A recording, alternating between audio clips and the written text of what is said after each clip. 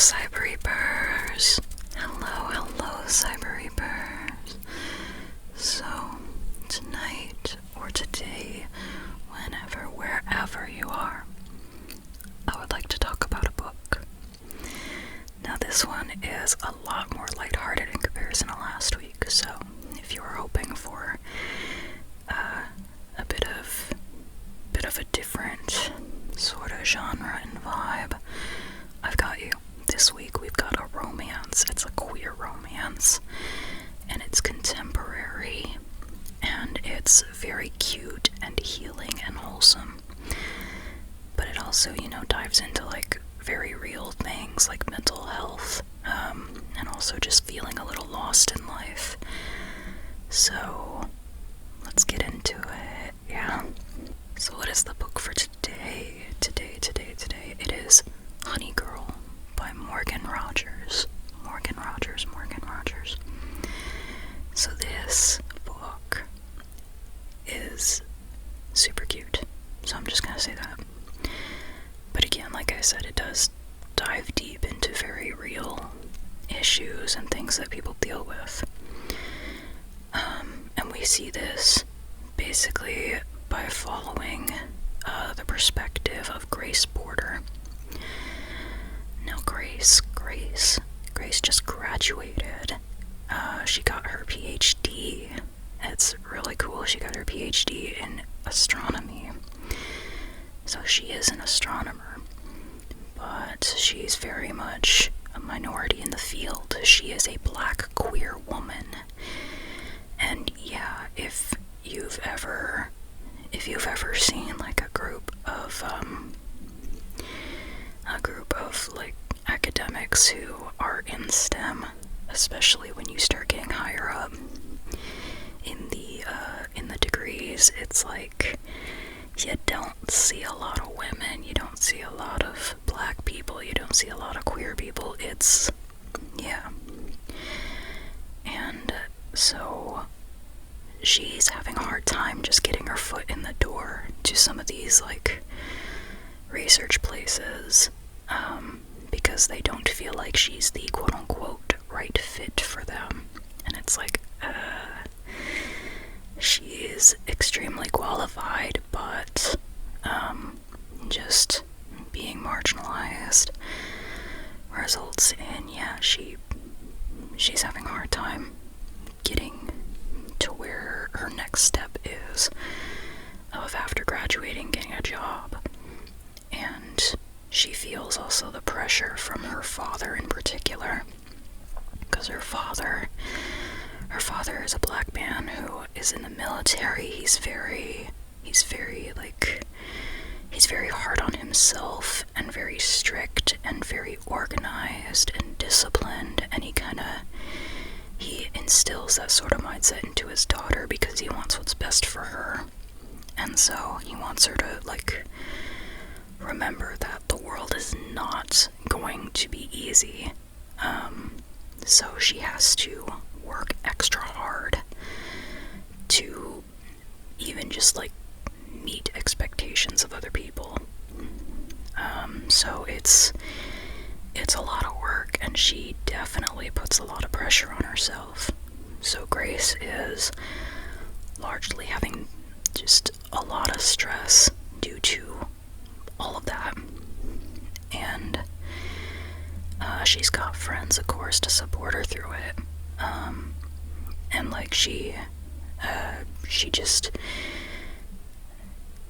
feels, though, that there's like some things that she just hasn't really allowed herself to feel or think about too much. Like, what if she didn't follow through on the academic plan that's been there since childhood?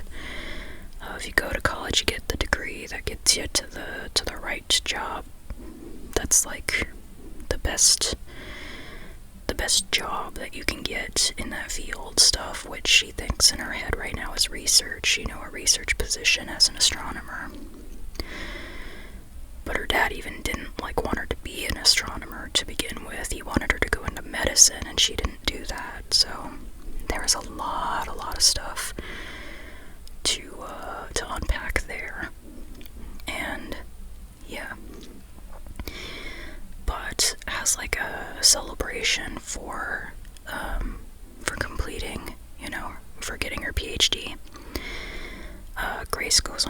with two of her friends to Las Vegas. And, you know, the very strict and hard on herself Grace Porter, she gets drunk and gets married to a woman she doesn't know, but like just met that night. And so she wakes up the next day and she's married. And the woman left before Grace woke up, but left a note. And so it's, yeah, that's kind of where the book starts, is this Vegas trip. And Grace goes, "Oh no, I deviated from the plan quite a bit. I was supposed to be focusing on academics, and I got drunk and got married to somebody." So she kind of tries to keep that a secret for a little while, even from her friends, but eventually opens up to them about it.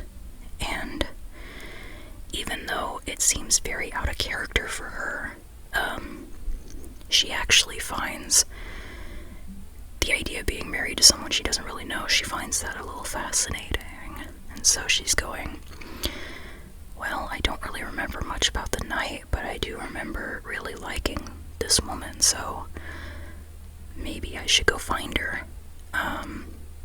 And so, yeah, that's kind of the start of this romance, where they're already married, so it's kind of an unconventional direction of how the relationship develops.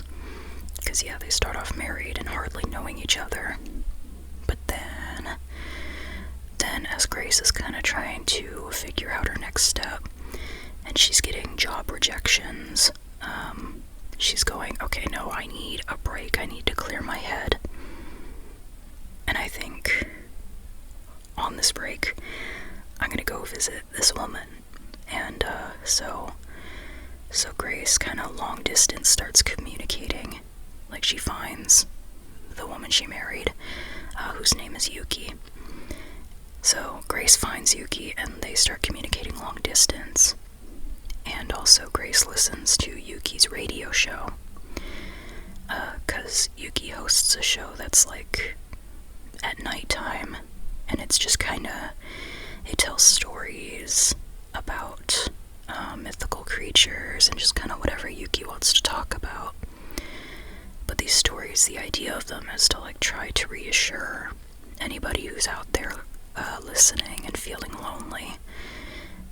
Yuki has a lot of empathy, and I love that about her. And Grace learns that about her whenever Grace decides, you know what, I'm gonna go stay with Yuki for the summer to figure out my next steps, because I think I want Yuki to be part of my life, I think. So Grace, who lives in Portland, goes over to New York City where Yuki lives.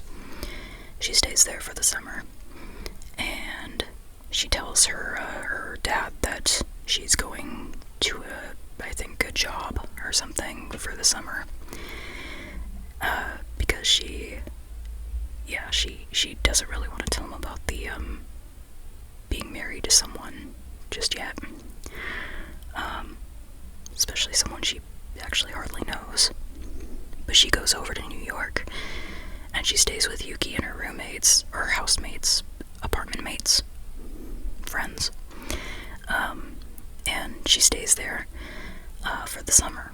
And that's pretty much like the course of the events of the book take place mostly like from the Vegas trip to over that summer. And it's just really fun to read because it's got a lot of depth to each character, and especially Grace and Yuki, and also Grace's parents. But I think I have nice things to say about how every single character was developed, because each of them serves like a really useful part in the story of just figuring out stuff with their own lives, and also helping Grace, and Grace helps them, and it just feels like this little community in there that feels very real, concrete. also just kind of reminds me that everybody's going through their own struggles and everybody has their own mess that they're kind of trying to navigate. Everybody feels a little lost and a little lonely, sometimes more than others, and some people more than others, but it's such a universal thing that people are just trying to find, like, someone else to connect to. And I think that's really cool. I think it's really cool that that's kind of pointed out by Yuki, because part of the whole Grace and Yuki getting married in Vegas thing, but them realizing, oh hey, I actually maybe want to connect to this other person I don't even know. It kind of just like really highlights their feeling of loneliness, but also seeing something in a stranger, like seeing that loneliness and that desire to be seen and to be heard, seeing that in someone else, and seeing it kind of reflected, reflecting your own feelings is it just feels like a very strong thing. And I love how that's shown in this book, and it's shown through many characters, but especially the main characters. Yeah. I like too that it's shown through different generations as well, that like it's not only the almost 30-year-olds that are going through this, which are the main characters, it's also, Grace's parents are going through this kind of thing as well. Now, Grace's parents are divorced. Grace's father lives in Portland. Grace's mother lives in somewhere in Florida. I'm sorry, I don't remember the place, or more specifically than that. But yeah, they are separated, and Grace lives in Portland. And it just, you learn more about the parents as well, and learning that they have their own reasons for what they do, and they've made mistakes, and there have been some misconceptions tossed around, and it just, I find the parents very, very endearing. I don't necessarily agree with everything they do, but I completely understand everything they do. And the book shows, like, good examples of, like, accountability as well. Like, after people make mistakes, if they run away from a problem, for example, for a little while, the people come to terms with realizing, no, that wasn't what I should have done for the sake of this, like, other person. I should have communicated, or I should have found a different outlet or way of expressing these emotions, that kind of thing. And they apologize and they actually talk things through. And like, it takes a little while sometimes, but I think there's a lot of really healthy examples in this book of that process. In addition, there's therapy. The book, is pro-therapy, and I appreciate that. I'm definitely pro-therapy, and I love when books are too. Yeah.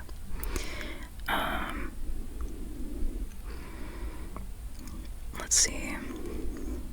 Oh, and just if we're talking about therapy, mental health, this book, this book has, let's see, I don't want to go too deep into talking about what the book covers, but I will say there's mental health conditions, and there's also mental health discussions that go on, and like figuring out healthy coping mechanisms for behaviors or habits that are unsafe or less safe than other habits and behaviors, and just working through a lot of stuff. So I really appreciated that this book had a few different examples of that in different characters. So not just the main characters, but others as well. Like, one of the other characters has a borderline personality disorder. And you really see, both their, awesome, fun, quirky qualities that, like, you know, you love this character, and also you see, like, the hard stuff they go through, you know, their darker emotions and harder times, the waking up in the middle of the night feeling horrible kind of a thing. And I think those moments are really important to show in books. That I think ties in really to the kind of the idea that the book talks about, of other people wanting to connect with others, to not feel alone. Yeah. And I mentioned there's mental health conditions. In terms of other representation, the cast has characters that are different races, ethnicities, sexualities, and also, you know, specifically for the main characters, I think I already mentioned, Grace is a black queer woman, and she's in STEM, she's an astronomer, she has a PhD, which is actually insane. That's an insane amount of work. And I know, not because I've done it, but because I have friends who are doing it, and it's an insane amount of work. Let's see how many of my friends are doing that right now. Because I know, okay, physics. Yeah, there's 2 different friends who are doing physics PhDs right now, I'm pretty sure. I think it might be 2 or 3, I don't remember how many exactly. But I know definitely at least 2 of them, and I've heard about how difficult their work is, and how much research they have to do, and how much time they have to devote to it, and how stressed they are, and how much work there is, and even just some of the words that they say. Like, I don't really understand what quantum physics is, I'm gonna be honest. I mean, I know a little bit, but not really, if you asked me to explain it. And then, like, one of my friends is just, like, getting a PhD having to do with studying quantum physics. And so that's just, that feels like a lot, and it's also really cool. But, yeah. So that's Grace. Grace did all that work. And Yuki is an East Asian American queer woman, and she has like a radio, you know, a radio show. And she hunts down, that's very much not the right word, I don't think. She goes looking for like supernaturally kind of things. Like, she'll go, if she receives a tip from somebody, she'll go looking for like a local lore creature or something. And her reasoning for it being very connected to, like, walking in the same place as, like, the listener did, who, like, reported that tip to her show, being kind of a way of connecting with that person, is, I think that's really neat. And it helps, like, kind of fuel that feeling of being heard, as, like, the listener who put in that tip saying, like, hey, I think I saw a thing here. And then Yuki goes and checks it out. And she'll, like, travel around to do this. So, I think that's really cool. And yeah, we've got, what other things should I say? Because a lot of this book is just, like, an experience and, like, a lot of conversations. It's very character-driven. So I checked my notes, and I actually said most of what I was gonna say, but I did remember, that as I was writing up these notes, I was trying to come up with a way of, like, describing Grace's, like, character journey overall, and I think it largely is that she learns to give herself grace, and I just think that's that's so cool that, like, did the author name the main character Grace because she had to learn to like, give herself grace. I don't know if that's the case or not, but it's really cool that just kind of lines up with her character journey. Yeah, she puts so much on herself. Her expectations for herself are so high, and I relate to that so much, especially in terms of academia. Now, I do, like, our situations are very different, though. I mean, I am queer, and non-binary, a female, but I'm not black. And so it's just, like, that's a whole nother level of, like, trying to get people to see you and to actually recognize your accomplishments.